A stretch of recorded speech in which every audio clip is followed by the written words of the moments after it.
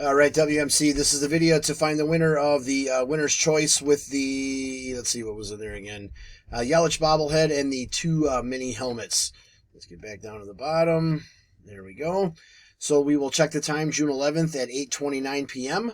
We're going to go over to the Raz and type live. We have June 11th at 8:29 p.m.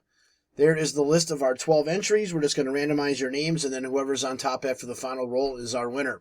So we need a dice roll of 5 or higher. That's not going to work. All right, 9 times. Here we go. Good luck.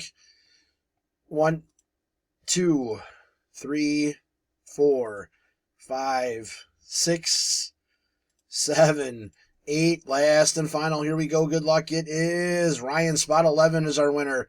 So Ryan, please message me to make your selection. There is our verification code, our timestamp. Once again, June 11th, 8:30 p.m. That's it, guys. Thanks.